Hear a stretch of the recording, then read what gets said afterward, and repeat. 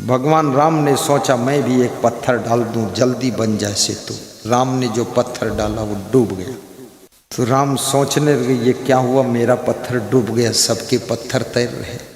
तो रामा दल के जो सदस्य थे उन्होंने कहा आप राम हैं, ये पत्थरों में आपने राम का नाम नहीं लिखा और मैंने राम का नाम लिखा, इसलिए पत्थर तैर रहे। राम से बड़ा राम का नाम, नाम से बहुत होता है काम, इसलिए नाम भी कमाइए। और नाम किसी का फोकट में होता ही नहीं। नाम कमाने के लिए बहुत कुछ दांव पर लगाना पड़ता है। नाम कमाने के लिए बहुत बड़ा काम करना पड़ता है। नाम कमाने के लिए आराम का भी त्याग करना पड़ता है। ऐसे फ्री फंड में नाम नहीं होता है। याद रखना, नाम के लिए भगवान राम का भी नाम हुआ है। कब हुआ है? जब उन्होंने वनवास लिया, 14 वर्ष त्याग तब किया है, तब राम का नाम हुआ है। ये फ्री में नाम नहीं हुआ। या घर ही में बैठकर समोसा खा रहे हो, नाम चाह रहे हो, अरे पेट खराब होगा, बीमार हो जाओगे। थोड़ा निकलो सेवा के लिए। आज भीम मंडल का नाम बोला गया, क्यों बोला गया? क्योंकि 100 सुनार की एक लुहार की लगा दिया। वो लुहार है, सबसे तगड़ा दान है। और मैं तो कहता हूं दान में भी कंपटीशन करना चाहिए। कर लो कंपटीशन दान में, ताल ठोक कर आ जाओ मैदान में।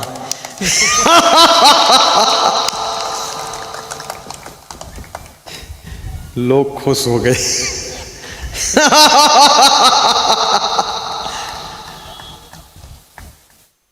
लोग फालतू चीजों में कंपटीशन करते हैं। भक्ति में कंपटीशन करो, दान में कंपटीशन करो, सत्संग में कंपटीशन करो। ये सोचो आज सत्संग सोना हाथू 5 परगना में ये दूसरी बार हो रहा ना, है तीसरी। वो पधरौनी थी, वो सत्संग नहीं मानता। सत्संग 2 ही बार मानूंगा। जब इस फील्ड में सत्संग सुनाऊं तो सत्संग, और विपिन के गार्डन में सोऊं वो कोई सत्संग है? वो तो वो सत्संग नहीं। ये दूसरी बार पड़ोस में रहने वाले लोगों को ठान लेना चाहिए कि मैं भी अपने हजारीबाग में सत्संग कराऊंगा, मैं रांची में कराऊंगा, मैं बुंडू में कराऊंगा। इसमें कंपटीशन करो, अच्छी चीज में कंपटीशन करना चाहिए। मैं जब साधु बना तो एक साधु से मैं कंपटीशन करता था, भजन याद करो, देखें कौन ज्यादा याद करेगा। 1 घंटे में 19 भजन मैंने याद किया। वो जो मेरे साथ साधु दूसरा था उसको 1 लाइन याद नहीं। हमने कहा 1 घंटा हो गया, मैं 19 भजन याद करके सुनाया, तूने 1 लाइन नहीं याद किया। बोले याद होता ही नहीं है। तो हमने कहा निकलो कमरे से बाहर, बुद्धू आदमी, अंदर क्यों बैठा फालतू, कुछ याद ही नहीं होता। पाठ करने में भी मैं कंपटीशन करता था। जो पाठ 25 मिनट में होता उसको 6 मिनट में करता था, धाड़ धाड़ धाड़ धाड़ एक्सप्रेस जैसा। राइटिंग में कंपटीशन करो, किसी की अच्छी राइटिंग है उससे अच्छी राइटिंग तुम लिखो। अच्छी चीजों में आप कंपटीशन करिए। लेकिन लोग दारू पीने में कंपटीशन करते हैं कि 1 बोतल पीता तो हम 2 बोतल पिएंगे। लोग मुर्गा खाने में कंपटीशन कर रहे हैं कि 1 मुर्गा खाता है, मैं 2 मुर्गा खाऊंगा। ये बकरा का मांस खाता है, मैं बकरे की टांग भी खा जाऊंगा। अरे ये मांस, मछली, अंडा, शराब, मुर्गा, इसको त्याग करने में शाकाहारी होने का कंपटीशन कीजिए और व्यसन मुक्त जीवन जीने में कंपटीशन कीजिए। सारी आदतों को जीतने में कंपटीशन कीजिए। और उसके बाद कभी रिपीटेशन मत कीजिए, साहिब बंद। आइए, क्या सुना रहा था सब भूल गया जोर जोर बोलने में। चलो छोड़ो, तुमको कहाँ याद रहेगा इतना, मैं ही याद करूंगा।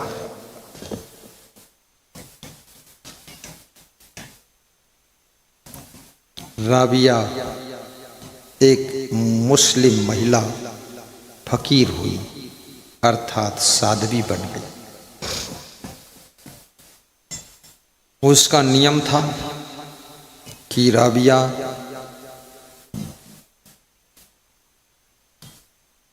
ने एक छोटा सा आश्रम बनाया था, कुटिया बनाई थी, और उसकी कुटिया पर जो आ जाता था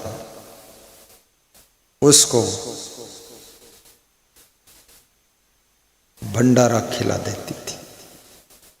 आश्रम का अर्थ होता है आने वाले लोगों को आहार भी मिलना चाहिए, आश्रय भी मिलना चाहिए, आराम भी मिलना चाहिए, आनंद भी मिलना चाहिए, आत्मज्ञान भी मिलना चाहिए, आत्म शांति भी मिलना चाहिए। और आश्रम वही है जहां पर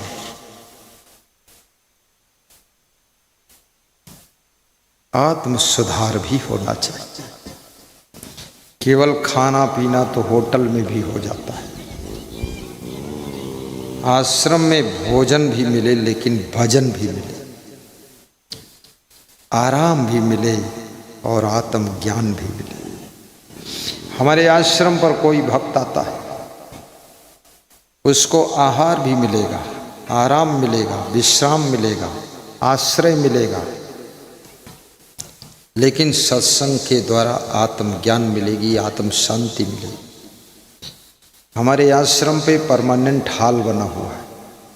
हम जब जाते स्टार्ट कर देते, सब भक्त आ जाते हैं, सुन लेते हैं, और उसके बाद उनको खीर पूड़ी खिला देते हैं। याद रखना, सत्संगत की महिमा बड़ी, आए कर लो घड़ी दो घड़ी, सत्संगत की महिमा बड़ी। राबिया की कुटिया में दो साधु आ गए, दोनों के लिए भोजन बनाया,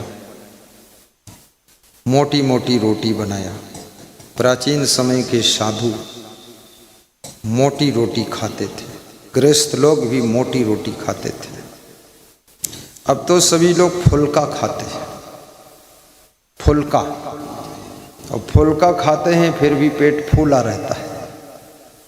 पहले मोटी मोटी रोटी खाते थे तो भी सब हजम हो जाता, अब वो फुल्का भी पेट में फूला रहता है, हजम ही नहीं होता है। छोटी छोटी रोटी खाते हैं लोग, कोमल कोमल रोटी, फिर भी हजम नहीं हो रही। लोगों का डाइजेशन भी बहुत कमज़ोर हुआ है। जिनका डाइजेशन कमज़ोर है उसकी एक ही दवा है, वो दवा अगले साल आऊँगा तब बताऊँगा। इस साल इसलिए नहीं बताऊँगा, नहीं बताऊँगा इसलिए नहीं बताऊँगा, अगले साल बता दूँगा डाइजेशन कैसे सुधरता है। दवा नहीं है, तरीका है। अब इस साल बताऊंगा तो विषयांतर हो जाए, इसलिए जो चल रहा उसको चलने दो। दो साधु पहुंचे, दोनों के लिए एक एक रोटी बनाया, मोटी रोटी, जिसको संतों की भाषा में ठक्कर कहा जाता है। क्या कहते हैं? ठक्कर। साधु बैठ गए खाने के लिए, राबिया परोसने के लिए खड़ी हो गई। उसी समय एक भूखा व्यक्ति आया, अपना पेट खोलकर दिखाने लगा कि मैं 3 दिनों का भूखा हूं, मुझको रोटी पहले दे दो। राबिया ने एक रोटी दिया, उसने कहा एक में कुछ नहीं होगा, दोनों रोटी दे दो। राबिया ने दोनों रोटी उस भूखे व्यक्ति को प्रेम से दे दिया, उसने खा लिया और मुस्कराता हुआ चल दिया। लेकिन जो साधु थे वो दिन भर पैदल चलकर आए थे, दोनों साधु, वो भी भूखे थे। अब उनके सामने रोटी आ चुकी थी और रोटी नहीं मिली तो साधु थोड़ा मन में भाव हुआ, आज लगता है भूखे ही सोना पड़ेगा।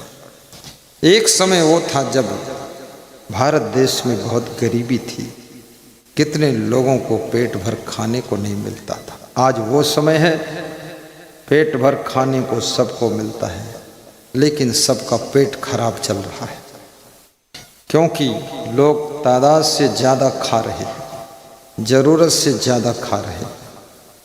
जितनी आवश्यकता नहीं उससे ज़्यादा लोग पेट भर खाते हैं। कुछ लोग मुंह तक भर कर खाते हैं। कम खाना बहुत कठिन है। व्रत उपवास रहना आसान है, लेकिन कम खाना तपस्या है। तुम व्रत रह सकते हो कि मंगलवार का व्रत हूँ, आज कुछ नहीं खाऊंगा, ये तो कर सकते हो, ये सरल है। लेकिन कम खाना, अगर 3 रोटी की भूख है तो 2 रोटी खाना, ये कठिन है। 3 रोटी की भूख है, तुम 5 रोटी खा लेते हो। अगर मालपुआ मिल जाए तो 10 मालपुआ खा लो, और यदि खीर मिल जाए तो आधी बाल्टी खीर पी लोगे। याद रखना, कम खाना बहुत बड़ी साधना है। चबा चबा कर खाना समझदारी है। खाने के बाद वज्रासन में बैठना 5 मिनट, ये चिकित्सा है पेट की। और फिर 10 मिनट लेट जाना। दोपहर में खाने के बाद लेटना है। 16 दाएं 32 पचे बिन चूरन खाए। 16 बार दाहिने करवट लीजिए, 2 सांस लीजिए। 32 बार बाएं करवट लीजिए। भोजन पचे बिन चूरन खाए। 16 दाएं 32 बाएं। तुम करवट लेते ही नहीं, तुम सीधे लेट जाते हो, और ऐसे लेटते हो लगता है धान का बोरा पड़ा है।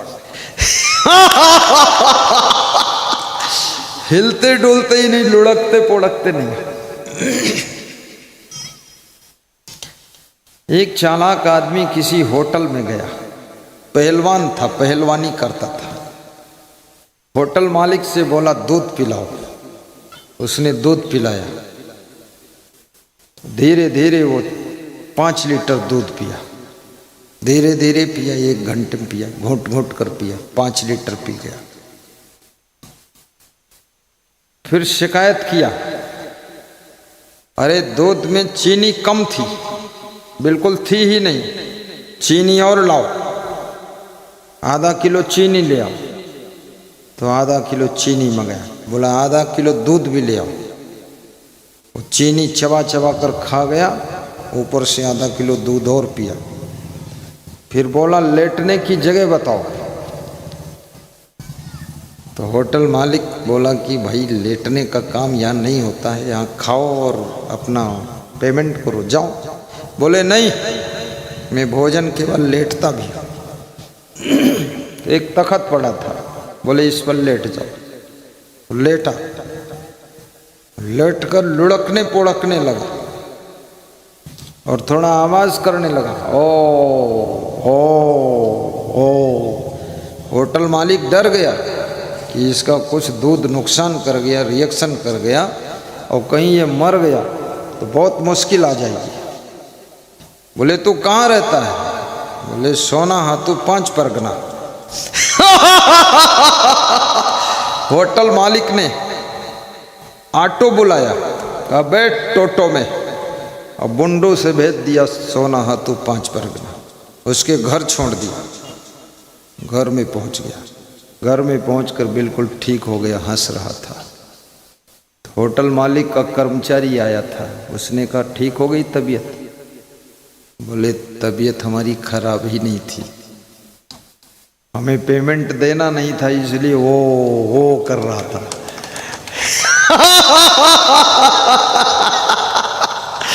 मालिक डर गया कि कहीं मर गया तो मेरे ऊपर 307 केस लग जाएगा, इसलिए 5 किलो दूध जाए भाड़ में, इसको छोड़ो सोना हाथू में जाकर।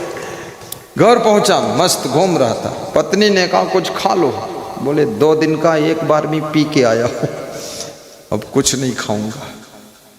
ऐसे ऐसे खिलाड़ी लोग होते हैं। दूसरे दिन फिर पहुंचा होटल की तरफ। होटल मालिक ने पूछा तबीयत तो ठीक ठाक है ना? बोले तबीयत बिगड़ी किसकी थी?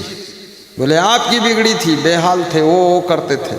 बोले आपको क्या पता, शक्कर ऊपर से खाया था उसको उलट पलट के मिक्स कर रहा था, इसलिए वो कर तो फिर पेमेंट करो कल के दूध का। बोले पेमेंट की बात करोगे तो फिर तबीयत बिगड़ जाएगी और तुम्हारे होटल में ही बिगड़ेगी। अरे बोले जाओ यार यहाँ पेमेंट करो ना करो, मुझे बचने दो। ऐसे खिलाड़ी लोग होते हैं। साहिब बंदगी बोलो, साहिब बंदगी। 10 मिनट हर रोज टहले, शाम को खाने के बाद। शाम को भोजन कीजिए तो 10 मिनट टहल लीजिए, लेकिन दोपहर में भोजन कीजिए तो यदि समय है तो 5 मिनट थोड़ा लेट जाइए। सोना नहीं है। दिन में सोने से बहुत बड़े डॉक्टर का रिसर्च है कि 50% बीमारी अपने आप तुम्हारे भीतर पैदा हो जाएगी अगर दिन में सो। बहुत भयंकर बात है ये। उसका कहना है डॉक्टर का, अगर थोड़ा झपकी आ रही तो किताब हाथ में ले लो, मोबाइल ले लो, झपकी आए जब मोबाइल या किताब अपने हाथ गिर जाए अपने आप, बस समझ लो नींद पूरी हो गई, उठ जाओ। लेकिन कुंभकर्ण लोग तो दिन में भी खूब सोता है, रात में सोता है, शाम को भी सोता है, गाड़ी में भी सोता है, चलते चलते भी आंख मूंद कर सोता है, सोता ही सोता है, जागता है ही नहीं। घर घर में एक एक कुंभकर्ण, 2-2 कुंभकर्ण है। कितने लोगों को सौभाग्य से बहुएं भी कुंभकर्ण की पत्नी मिली है। इतना डंका बजाकर सोती है बहू और नाक भी बजाती है, लगता है स्कूटर स्टार्ट कर रही, फुर्र फुर्र। सासू घबरा रही है कि अरे भैया ये क्या कर रही बहू। घर घर में एक एक 2-2 रावण बैठा हुआ है, राक्षस। माँ बाप को आंख दिखाता है, गाली देता है। घर घर में है रावण बैठा, इतने राम कहाँ से लाऊं। कलयुग बैठा मार कुंडली जाऊं तो मैं कहाँ जाऊं।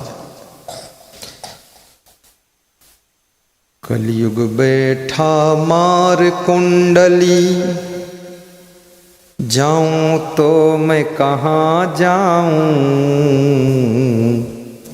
घर घर में है रावण बैठा, घर घर में है रावण बैठा। इतने राम कहाँ से लाऊं। घर घर में है रावण बैठा, इतने राम कहाँ से लाऊं। कलयुग बैठा मार कुंडली जाऊं तो मैं कहाँ जाऊं। जाऊं तो मैं कहाँ जाऊं। इतने राम कहाँ से लाऊं। राम तो एक ही है और रावण बहुत हो गए। लंका के रावण को राम ने मार डाला, लेकिन इंडिया में घर घर में रावण पैदा हो गया। लंका का रावण तो मर गया। घर घर में रावण, घर घर में है रावण बैठा। बाबा गा दो पूरा। अरे घर घर में है रावण बैठा, इतने राम कहाँ से लाऊं। और कलयुग बैठा मार कुंडली जाऊं तो मैं कहाँ जाऊं। कलयुग बैठा मार कुंडली। मनुष्य वह है जो कलयुग को भी सतयुग में बदल दे, वही मनुष्य है। और कलयुग को सतयुग में अगर बदलना चाहते हो तो सत्कर्म की ही ताकत से कलयुग को सतयुग में बदला जा सकता है। सत्कर्म कीजिए, कलयुग भी सतयुग बन जाए। आगे गाइए बाबा। कलयुग बैठा मार कुंडली, जाऊं तो मैं कहाँ जाऊं। अब हर घर में रावण बैठा, इतने राम कहाँ से लाऊं। इतने राम कहाँ से लाऊं। दशरथ कौशल्या जैसे मात पिता अब भी मिल जाए, परन राम सा पुत्र मिले ना, जो आज्ञा ले वन जाए।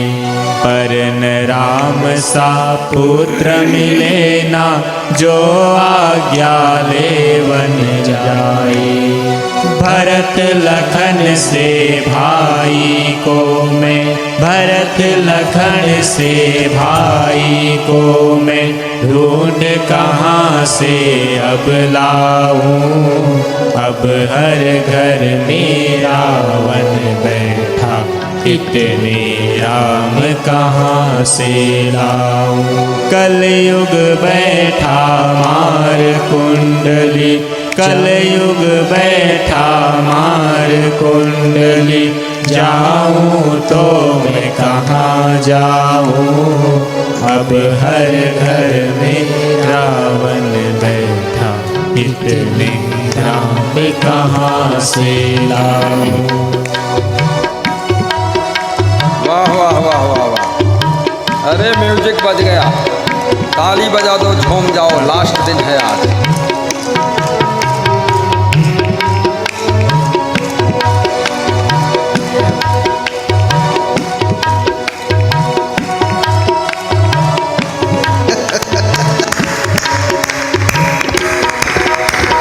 कलयुग बैठा मार कुंडली, जाऊं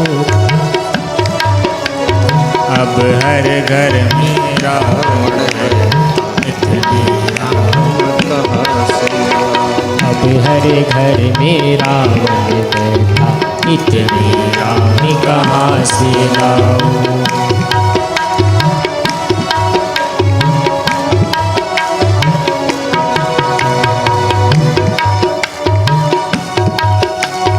दशरथ कौशल्या जैसे मात पिता अब भी मिल जाए, परन राम सा पुत्र मिले ना, जो आज्ञा ले वन जाए। परन राम सा पुत्र मिले ना, जो आज्ञा ले वन जाए। भरत लखन से भाई को मैं, भरत लखन से भाई को मैं, ढूंढ कहाँ से अब लाऊं। अब हर घर में रावण बैठा, कहाँ से लाऊं। कलयुग बैठा मार कुंडली, जाऊं तो मैं कहाँ जाऊं। अब हर घर में रावण बैठा, इतने राम कहाँ से लाऊं। आज दास का फर्ज बना है, मालिक से टकरार करे। सेवा भाव तो दूर रहा, वह वक्त पड़े परवार करे। सेवा भाव तो दूर रहा, वह वक्त पड़े परवार करे। हनुमान सा दास आज में, हनुमान सा दास आज में, ढूंढ कहाँ से अब लाऊं। अब हर घर में रावण बैठा, इतने राम कहाँ से लाऊं। इतने राम कहाँ से लाऊं।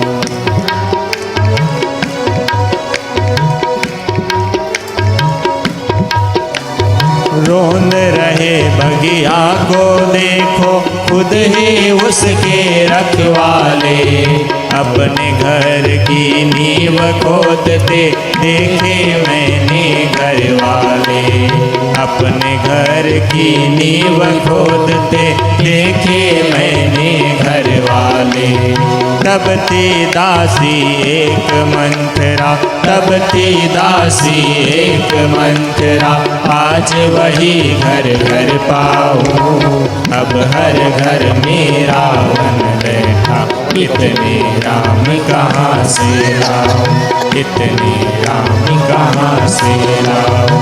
कलयुग बैठा मार कुंडली, कलयुग बैठा मार कुंडली, जाऊँ तो मैं कहाँ जाऊँ, अब हर घर में रावण बैठा, इतने राम कहाँ से लाओ, इतने राम कहाँ से लाओ।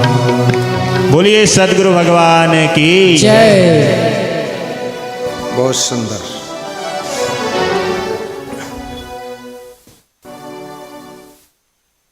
शाम को भोजन करने के पश्चात 10 मिनट पैदल चलना चाहिए।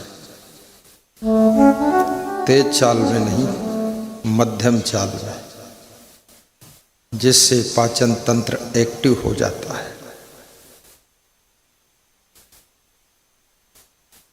दिन भर में 5-6 बार जोर से हंसना चाहिए।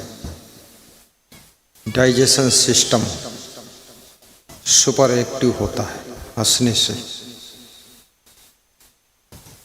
प्रसन्न रहने से शरीर में रक्त सही बनता है। चिंता करने से रक्त का निर्माण कम हो जाता है। टेंशन में रहने से मनुष्य की शांति नष्ट हो जाती है। दुखी रहने से मनुष्य का सुख खो जाता है। क्रोध करने से बुद्धि कम हो जाती है। मोह करने से जीवन की स्वतंत्रता भंग हो जाती है। लोभ करने से मनुष्य को अपयश की प्राप्ति होती है। अहंकार करने से शत्रुओं की संख्या निरंतर बढ़ती चली जाती है। संस्कार की जिंदगी जीने से जीवन में शांति और सुकून का जन्म होता है। भक्ति करने से आत्मा की मुक्ति होती है। गुरु मंत्र लेने से मन नियंत्रित होता है। दीक्षा लेने से बुरी इच्छा का अंत होता है, शुभ इच्छा का जन्म होता है।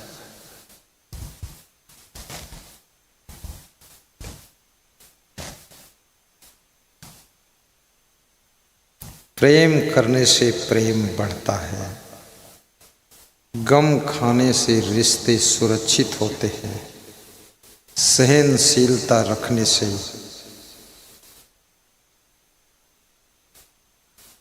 असमंजस, उलझन समाप्त हो जाती है।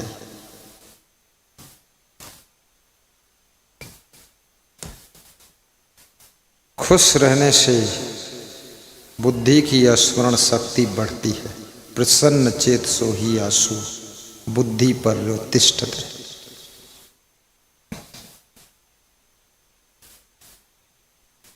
ईर्ष्या करने से ईर्ष्या की अग्नि में निज सुख जलकर राख हो जाता है। जिसके अंतःकरण में प्रेम की कमी है उसका संगठन कमजोर हो जाता है। जो प्रेम का सागर है उसकी एकता मजबूत हो जाती है। जो सबका ख्याल रखता है उससे हजारों लोग प्रेम करते हैं। जो अपना पेट हाहू और बात न पूछे काहू, उससे लोग दूर हो जाते हैं।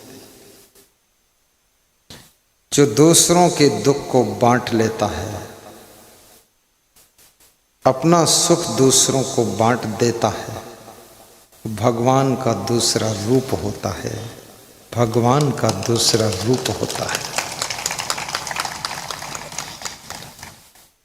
जो केवल अपने लिए नहीं जी रहा है, परिवार के लिए भी जी रहा है, समाज के लिए भी जी रहा है, देश के लिए भी जी रहा है, जो धर्म की रक्षा के लिए भी जी रहा है, उसका जीवन अमृत जीवन कहा जाता है। जिसकी उपस्थिति में तमाम लोग खुश रहते हैं, उसकी खुशियां कभी छीण नहीं होती है। जिसके आगमन से सबकी चिंता खत्म हो जाती है, जिसके साथ में रहने से सबकी हिम्मत बढ़ जाती है, और जिसके सहयोग से बड़ा सा बड़ा कड़ा सा कड़ा कार्यक्रम सफल हो जाता है। याद रखना, वो कोई साधारण व्यक्ति नहीं है, वो केवल मानव नहीं है, वो महामानव है, जिसकी मौजूदगी में सब सफल होता है। धरती पर मानव के रूप में तुम्हारा जन्म हुआ है, महामानव बनने की साधना तुमको करना है। देव मानव की ऊंचाई पर पहुंचने के लिए तुमको स्वयं भक्ति करना पड़ेगा। जिसमें देशभक्ति नहीं, वो देश का गद्दार है। जो घर में काम न करे, वो पूरा मक्कार है। और जो व्यक्ति अपने मित्रों को भी धोखा दे, वो धोखेदार है। और जो व्यक्ति सहयोग देने के बाद भूल जाता है, वो महामानव है। और जो सबके लिए करुणा बरसाता है, दया भरी रहती, वो देव मानव है। और जिसमें स्वार्थ कूट कूट कर भरा है, वो पशु है, कीड़ा मकोड़ा है। जो दूसरों के लिए कुछ करता है, वही मनुष्य कहलाने का अधिकारी है। मनुष्य चेहरे से नहीं होता है, मनुष्य चरित्र से होता है। मनुष्य शरीर से नहीं होता है, मनुष्य स्वभाव से होता है। मनुष्य केवल बनावट से नहीं होता है, मनुष्य कर्मों की जमावट से होता है। मनुष्य दिखावट से नहीं होता है, मनुष्य अपने सदाचार से मनुष्यता को हासिल करता है। मानुष तेरा गुण बड़ा, मानस ना आवे काज।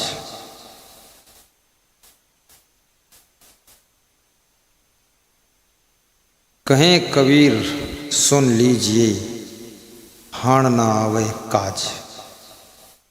तुम्हारा मांस, तुम्हारे हाड़ हड्डी और तुम्हारा चमड़ा किस काम आएगा? लेकिन जब तक जीवन है, इस शरीर के अंदर जीवात्मा है, जब तक तुम जीवित हो, तब तक इस हाड़ मांस के पुतले से बहुत लोगों का काम कर सकते हो। वे लोग महान हैं जो लोग दूसरों की दर्द की दवा बन जाते हैं, और वे लोग अधम हैं जो दूसरों को दर्द पैदा कर देते हैं। दर्द की दवा बनो, बेदर्द बनकर दर्द पैदा न करो। सहारा बनो, दूसरों का सहारा खत्म मत करो। अपने मन को काबू रखो, अकारण खुश रहना सीखो।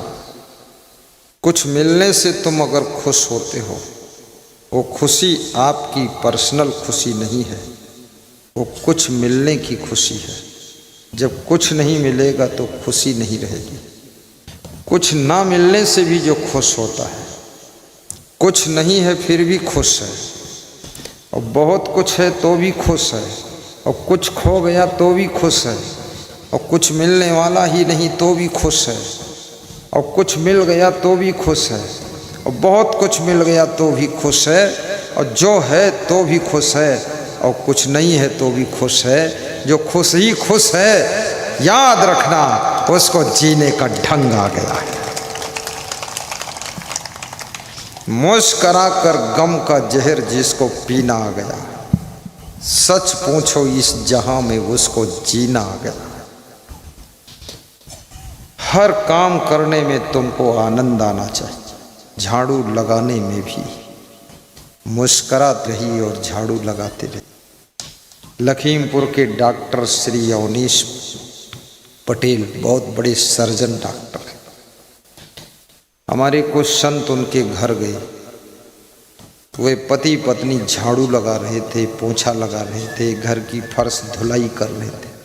संतों से कुर्सी पर बैठ जाइए, 45 मिनट बात करना मना है, न स्वागत होगा न बात होगी। अगर ज़्यादा प्रेम है तो आ जाओ, झाड़ू लगा दो। बहुत बड़ा डॉक्टर दिन भर में कम से कम 20 ऑपरेशन कर देता है फटाक से। सैकड़ों मरीजों को देखता है, वो झाड़ू लगा रहा था, मुस्करा रहा था। छोटा सा छोटा काम करने वाले लोग मुस्कान को प्राप्त करते हैं, और छोटे काम को जो इसलिए नहीं करते हैं कि छोटा काम करने से मैं छोटा हो जाऊंगा, छोटा होने के डर से जो छोटा काम नहीं करते हैं, और छोटा काम जो नहीं करते हैं उनके भीतर बड़ा अहंकार पैदा हो जाता है, और छोटा सा कार्य बड़े से अहंकार को दूर भगा देता है। जब अंतःकरण अहंकार से मुक्त हो जाता है तो अंतःकरण संस्कार से ओतप्रोत हो जाता है, और जिसकी जिंदगी संस्कार से ओतप्रोत है, याद रखना वहाँ काम क्रोध लोभ मोह अहंकार सब विलीन हो जाते हैं, और उसका मन गुरु की भक्ति में लीन हो जाता है, ऐसे जैसे मिथिलेश जी का मन लीन हो गया। रांची से परम भक्त खड़े हुए, रांची के महान भक्त। हाँ बोलो, जय बोलो, तुम जय बोलो।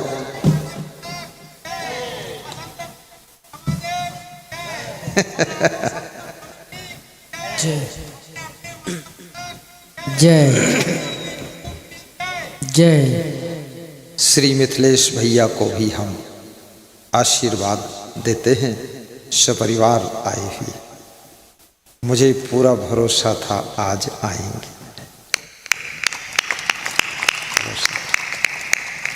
क्योंकि रांची राजधानी के बहुत बड़े वे पूजा पाठ करने वाले व्यक्ति हैं, साधारण नहीं, विद्वान है, विद्वान जिसको विद्वान कहते हैं, और महान भी है। और उनके मन में इच्छा है कि एक बार गुरु जी का सत्संग रांची राजधानी में कराना है, ऐसी इच्छा है। हाँ बहुत अच्छा। श्री अशोक जायसवाल कमेटी मेंबर ने उनका स्वागत माला पहना कर किया। मैं खुश हो जाता हूँ जब कोई भगत को माला पहनाता है, तो मुझे बहुत खुशी होती है। बैठिए, विराजिए। जीवन सबको मिलता है, लेकिन जीने का ढंग सबको नहीं मिलता है। जीवन माँ बाप के सहयोग से मिलता है, लेकिन जीने का ढंग माँ बाप लाख कोशिश करते हैं, सिखाते हैं, फिर भी ये मनुष्य सीखता नहीं। पूरी जिंदगी सीखने के लिए है, सीखते रहो, सीखते रहो, सीखते रहो, बार बार सीखते रहो। गुरु से भी सीखो, माता पिता से सीखो, पड़ोसी से सीखो, पशु पंछियों से भी सीखो, वृक्षों से भी सीखो। सीखने वाले लोग ही सुख पाते हैं, जो सीखना नहीं चाहते हैं पूरी जिंदगी दुख में ही निकल जाती है। सीखते जाओगे तो याद रखना इतने खिलाड़ी हो जाओगे कि सुख दुख के खेल में सुख की बाजी मार जाओगे, सुख की बाजी मार जाओगे। जय तो मैं आपको वो कथा सुना रहा था। 2 कथा अधूरी रह गई। एक तो भिखारी बैठा था, एक राबिया फकीर। वो मुसलमानों में भी बहुत से महान फकीर होते जिनको हिंदू लोग संत कहते हैं। वो मुस्लिम फकीर राबिया 2 रोटियां 2 संतों के लिए परोसने के लिए आती है। बहुत भूखा व्यक्ति आकर पेट खोलकर खड़ा हो जाता है। राबिया उस भूखे व्यक्ति को दोनों रोटी दे देती है। संत पूछते अब मैं क्या खाऊं? राबिया ने कहा तुम संतोष की रोटी खा लो। संतों ने कहा संतोष, मन में संतोष हो सकता है लेकिन पेट तो संतोष नहीं कर रहा है। ये भूख समझने वाली नहीं है। लेकिन ये भी याद रखना, भूख और प्यास, लेट्रिन, यूरिन, सांस, हर चीज का डायरेक्शन देने वाला माइंड है। अगर माइंड कमांड नहीं करता है तो आपको लघु शंका भी नहीं लगेगी। अब माइंड ने कमांड कर दिया, वहां से आदेश हो गया दिमाग का, तो लघु शंका नहीं लगी है तो भी लघु शंका लग जाएगी और जाना पड़ जाएगा। और अगर माइंड ने नो कमांड कर दिया कि अभी नहीं जाना है तो यूरिन वहीं रुक जाएगा। सारा शरीर का संचालन, नेतृत्व, मार्गदर्शन ये माइंड करता है। तुम्हारे जब मच्छर काटता है तो माइंड तक खबर पहुंचती है त्वचा के द्वारा कि कोई काट रहा है, तो माइंड तुरंत कमांड करता है, हाथ को आदेश करता है कि मार झड़क से वहां कौन है। तुम्हारा हाथ उठता है और मार देते फट से। इसलिए जिनका माइंड फेल हो जाता है उनके मच्छर काटे और चाहे मधुमक्खी काटे, ऐसे हाथ धरे बैठे रहते हैं, क्योंकि ऊपर से कमांड नहीं आ रहा है। क्योंकि कमांड देने वाला कमांडर जो माइंड है वो फेल हो चुका है। और माइंड किसका फेल होता है? जो तादाद से ज्यादा सोचता है, जो तादाद से ज्यादा चिंता करता है, लिमिट से ज्यादा दुखी रहता है, जो बहुत टेंशन करता है, जो पर्याप्त सोता नहीं है, जिसको नींद नहीं आती, उसका बीपी भी हाई हो जाएगा, शुगर हो जाएगी और माइंड भी। और माइंड में अगर डिस्टर्ब हुआ तो लकवा अटैक होगा, पैरालिसिस हो जाएगा। इसलिए माइंड को संभालिए। तुम्हारे घर में भी कोई व्यक्ति ऐसा होता है जो मास्टर माइंड होता है। मास्टर माइंड तुम्हारी संतों की मंडली में भी कोई, राजनीतिक पार्टी में कोई मास्टर माइंड है, तुम्हारी कमेटी में भी कोई मास्टर माइंड है। माइंड तो सबके पास, लेकिन मास्टर माइंड सुपर माइंड है, डायरेक्शन माइंड, नेतृत्व माइंड। जो तुम्हारे घर में मास्टर माइंड है, जो तुम्हारे घर में सबसे अधिक बुद्धिमान है, उसका विशेष ध्यान रखना। उसको तुम सब मिलकर संभाल लो। वो अकेला मिलकर के टोटल संभाल लेगा, केवल उसको तुम्हें संभालना है। तुम्हारा पति भी मास्टर माइंड हो सकता है, तुम्हारी पत्नी भी मास्टर माइंड हो सकती है, बेटा भी हो सकता, बहू भी हो सकती, कोई भी हो सकता, शिष्य भी हो सकता, गुरु भी हो सकता है, बाप भी हो सकता है, माँ भी हो सकती, हो सकता है कोई नहीं, हो सकता। और जिसके घर में कोई मास्टर माइंड नहीं, सब जीरो माइंड है, वो घर कभी उन्नति नहीं करता है। उस घर में लड़ाई झगड़ा बहुत होगा। बुद्धि नाम की चीज नहीं, केवल खोपड़ी है, दिमाग नहीं।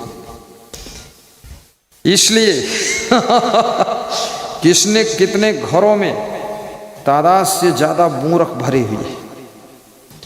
पत्नी मूर्ख है, पति उससे ज़्यादा मूर्ख, बेटा महामूर्ख और बहू बिल्कुल नालायक मूर्ख। पूरा घर मूर्खों का घर है। एक अफसर मेरे साथ बैठा हुआ था, कार्यक्रम था, तो उसका नौकर आया तो जग में पानी धर कर चला गया।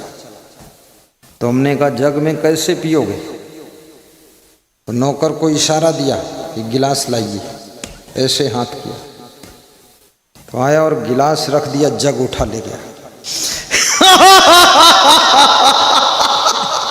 तो मैंने कहा आप क्या पियोगे, आप क्या पियोगे? बोले इसीलिए तो मैं कुछ बोल नहीं रहा था, क्योंकि वो मूर्ख माइंड का है। तो हमने कहा आप जिला विकास अधिकारी हैं और ऐसा कर्मचारी है। बोले सबसे लोअर अफसर हूँ जिला विकास अधिकारी, नाम लगा है जिला, बाकी माइंड का उतना विकास हमारा भी नहीं, इसलिए नौकर भी उसी ग्रेड का मिला है। तो हमने कहा एक बार इशारा देकर देख तो लो। फिर इशारा दिया तो आया नौकर और गिलास भी उठा ले गया। तो हमने कहा अब क्या करोगे?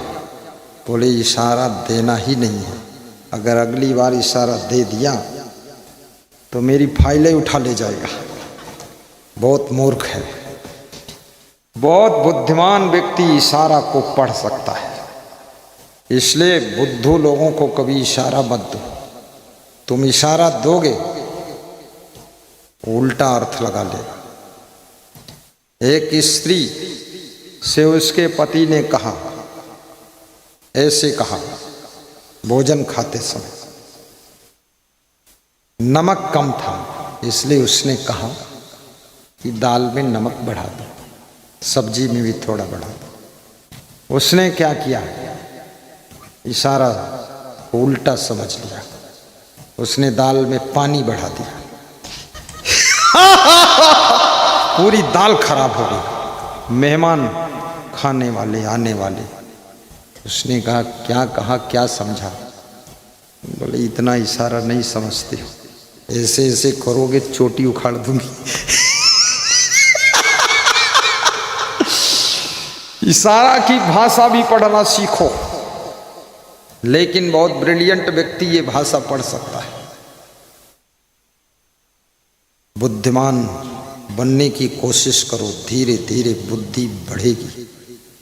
करत करत अभ्यास यही जड़मत होत सुजान, रसरी यावत जात ही सिल पर बनत निशान। इसलिए अभ्यास करो, गाने का भी अभ्यास करो, गाड़ी चलाने का अभ्यास करो। अभ्यास से आता है, प्रैक्टिस करना पड़ता है। तुम अभ्यास करना नहीं चाहते हो। अभ्यासेन तो वैराग्येण च गृह्यते असंशयम महाबाहो मनो दुर्निग्रहम चलम। कृष्ण कहते हैं अभ्यास से बहुत कुछ संभव है। कम बुद्धि के लोग गाड़ी चलाते हैं, जिनको एक दोहा याद नहीं होता, और जिनको पूरी किताब याद है वो गाड़ी चलाएं तो लड़ जाएगी, अभ्यास नहीं किया।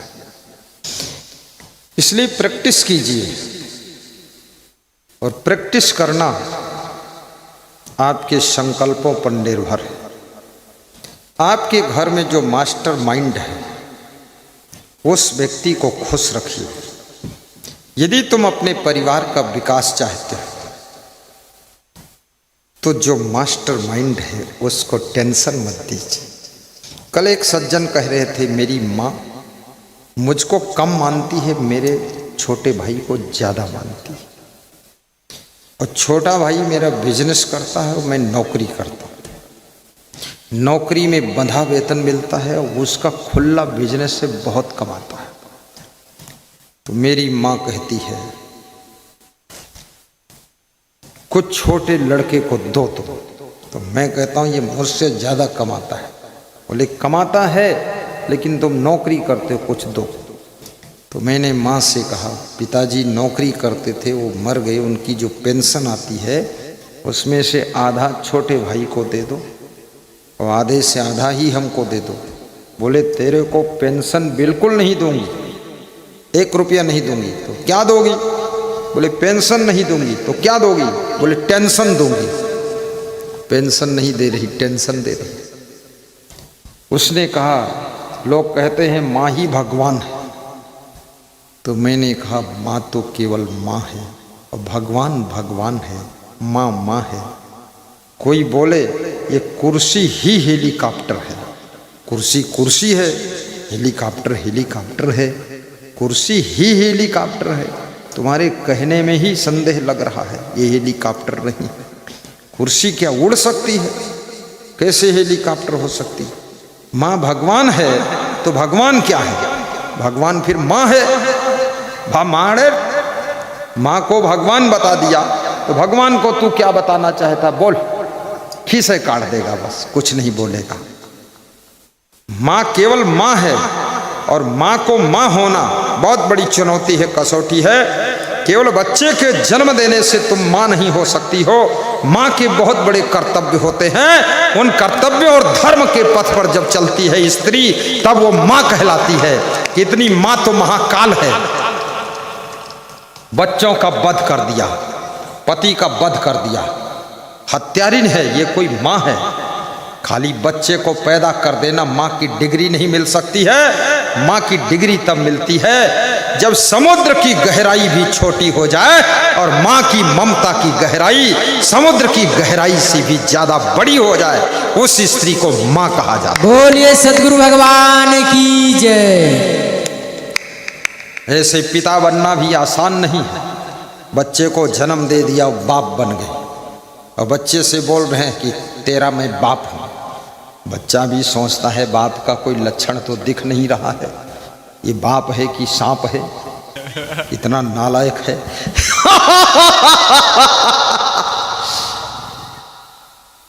केवल बच्चे को जन्म देने से तुम केवल नाम के बाप हो सकते हो, काम के बाप नहीं हो सकते हो। बाप का मतलब क्या होता है?